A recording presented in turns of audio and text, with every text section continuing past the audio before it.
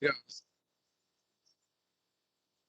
Welcome to Nasdaq Trade Talks. I'm your host, Jill Malandrino, global markets reporter at Nasdaq. We're coming to you live from Toronto at Consensus 2025 by CoinDesk. Joining me for this segment, we have Dan Tapiero. He is the founder, CEO, and CIO of One Roundtable Partners and 10 Holdings. We're here to discuss why the crypto market could reach 50 trillion by 2035. Dan, it's great to have you with us. Welcome to Trade Talks. And before we get into that impressive number, let's learn more about 10 Holdings, One Roundtable. How do you think about investing? What are your entries, your exit? What's the strategy behind it? Yeah. Well, as far as I know, we're the only growth equity fund in the world that's exclusively focused on the growth stage in crypto, blockchain, Web3, digital assets. And so every once in a while, you'll have some of the venture capitalists, the more well-known, Andreessen, Pantera, et cetera, come and do a B and C round, but that's normally our focus. We've invested into 23 companies, 1.5 billion AUM. You mentioned exits. We just had one today, our first IPO, eToro. So yes, that's very, very exciting for us. 10 times oversubscribed, up, I think, 35, 40% last time I checked. That was 10% of our first fund. So that's going to be a wonderful return for our LPs. And it comes after the big announcement last week. I can't believe, so much luck in a way. In Deribit was purchased by Coinbase for 2.9 billion. Yep. And then Coinbase yesterday went up 25% as it entered the S&P. So we tend to invest in companies that are larger, more developed, generally minimum 40 to 50 million in revenue, valuation sort of 400 or 500 and more. And we think this is a big year for realizations for us, IPOs, SPACs, et cetera. So we have Circle also in the portfolio. Mm-hmm. We have Figure. We think maybe next year Kraken. So the Nasdaq should theoretically be interested in what we are doing. We know eToro well.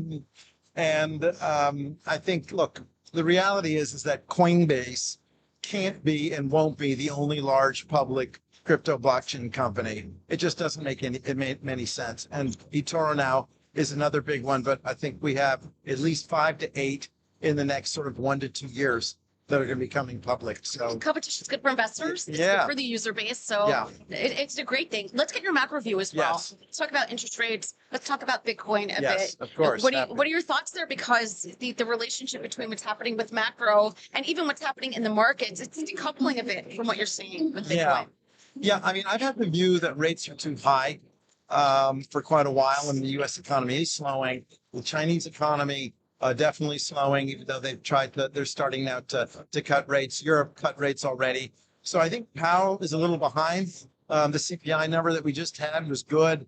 I don't know why he's been so slow to cut all of the sort of secondary data underneath. I would say when you look underneath the hood, things are slowing. So I don't think there is inflation risk. So I think we get cuts this year, maybe 2 years, which are around 3.80 to 4%. I think maybe go below 3. That'll be positive for liquidity. You've had a move down in the dollar as well, positive for liquidity. And of course, you've seen that show up in gold. And I've been a long time active player through my physical gold business called GBI, Gold Bullion International, in physical gold space. So it's been a great, 12, 18 months for gold. But that's also a sign that Bitcoin, which is digital gold, it's also many other things, will have the wind at its back. I think in the coming sort of 6 to 12 months, I see us moving up to 180,000 this bull phase. And I've said it on X, and I've put it on my LinkedIn posts and all these things. I think that the last 2 years, 100,000 was always going to be the place that we were going to go. And then we were going to rest there and consolidate. And I mean, it's just what markets do. I was in the macro hedge fund business for 25 years, and the traditional markets have a little bit of a funny idea called the big round number theory. Yeah. And, it's just the reality. The S&P, Nasdaq, the dollar, it tends to stop at big round numbers. And 100,000 is just a number that was always going to bring out a lot of selling. And so people, see Bitcoin going from 100 to 80 and they think, oh, the bull market's over, this and that, et cetera. 180 has been our target for the last sort of 2-3 years. I'm always concerned that that's not enough. The market always seems to surprise on the upside, but I think with what we're seeing in ETFs. That's been a huge new positive development. Corporates buying, in the sailor mode. I think we've got still about maybe 12 to 18 months left in this bull market. Yeah. And then after that, we're still going to have these bear phases, and they're going to be nasty. I mean, there's just no way around it. I don't see. For hedge fund managers, Yes, right? So yes. you have to think about your time frames as well. Right. And so to your point, I do, yeah. Looking at, we hear about Angel and A rounds, you're looking at C&D, you're looking Correct. at different types of metrics, you're thinking longer term. So there's something out there for everyone. And as it relates to the Fed, the market wants the Fed to do one thing, the Fed's going to do what the Fed's going to do, right? So you have to operate within the environment that I think it's interesting that you think the crypto market overall could get to 50 The crypto trillion. market. Yeah, I think, so my first 3 funds were under the name 10 trillion. Yeah. And that was because in the middle of 2019, I thought I have this view of the space, the digital asset ecosystem, the total value. So value of Bitcoin, the altcoins, and all the equity in the space was 300 billion. And I said to myself, well, I think it can 30x in 10 years. We have a 10-year life fund. But no one is going to ever believe that was my view, that it was going to go from 300 billion to 10 trillion to 30x, unless I put that view into the name of my fund. And so I sort of stamped it right on the name of the fund. And today we're around 4 trillion. And so now my fifth fund, we're launching 50T. And that's where also 50T comes from, 50 trillion, because today I think we're going to go up 10x from here over the next 10 years. That would put Bitcoin at around $1 million, which is 20 trillion in value. I think that makes sense. 10 trillion for all the alternative, or let's just say non-Bitcoin tokens. And then we have a valuation model suggest 20 trillion in value for all the equity and businesses in the world that end up doing something with blockchain in one form or another. So 20, 10, 20 adds up to 50. And one second, by the way, and that's still only a very small percent of total assets out there, 800 trillion in total assets. So that's a little over 5%, Right. Of assets that will have moved on chain. I think I could be low on that number. Right. I could be low. Well, I mean, think about Yeah. it. With institutional bridge building, the more, adoption begets adoption, right? Yes. So as you start to see companies bring on and implement blockchain technologies, does support the thesis, especially if you start to see tokenization really ramp up as people expect, and as institutions expect, because that's where you're going to go to source your liquidity, right? Correct. It's almost going to be necessary in certain circumstances to Correct. tokenize. That lends to part of the formula of your valuation. Of course. Yes, Yeah. it does. It's, the one thing I would say is a little surprising is we've been waiting for this for several years. Why hasn't it happened more quickly? Is sort of my thought. And maybe now with the change in the U.S. government Framework. and regulatory Yeah. framework helps. It helps, but that's also a little bit of a build it and they will come mentality.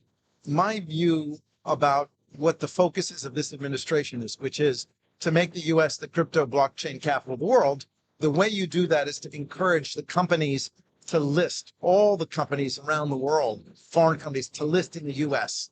I know I'm speaking my own book there a little bit, but the reality is, if I think about how do you create a financial money hub? Well, if everyone's on Nasdaq or NYSE, I know, but either one, you have all that capital from the old world coming and being focused on the new world.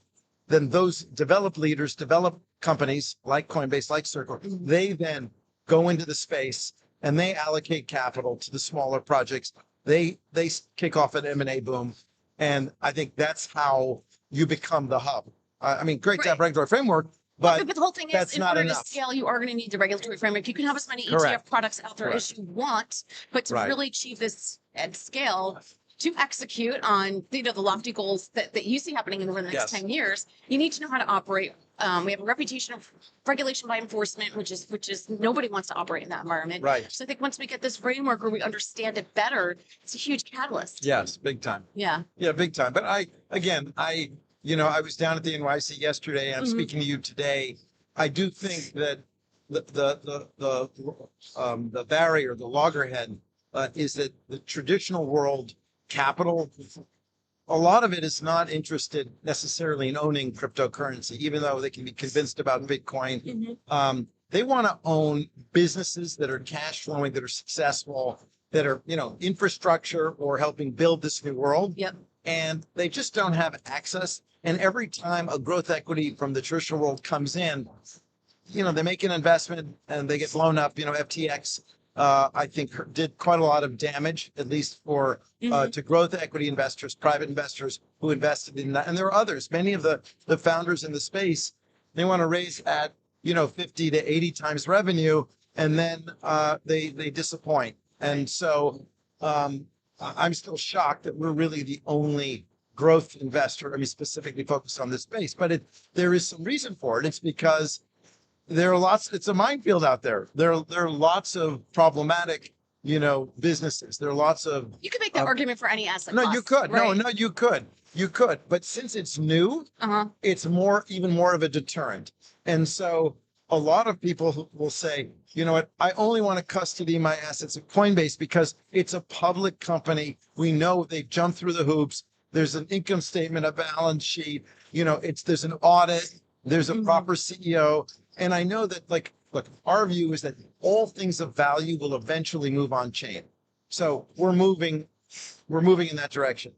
But equity ownership is not going away. Right. And I think in a way, it's a transitionary form of ownership, because we're not going to go to everything, all value will accrue to a token somewhere in this digital asset world overnight. I think eventually it might go that way. But right now we still have, traditional equity market, and we have 99% of the capital still in that traditional world that maybe won't come in through the ETF, maybe won't come into Sailor's, strategy. And there aren't enough private funds. And so we have a window now where the administration wants to create this hub. I think the exchanges would be thrilled to have more eToros, and there are a lot more out there. So it's exciting prospects for us. And you got to be 50T, you've got to be a little patient for. You can go back to that. But if you can have a 10-year view and sit back and just not fidget with it, not look at it on the screen every day or every week, make your allocation. And I tell institutional investors, which we have a few in our funds, look, just allocate 1%. Start, if you have zero, get off zero, allocate 1% of your portfolio to the space, and then start learning about it, because it's not straightforward. You need to do your work. Dan, appreciate the insight. Yes. Thanks for joining us on Trade Thank Talks. you. And thanks for joining me from Consensus. I'm Jill Malandrino, Global Market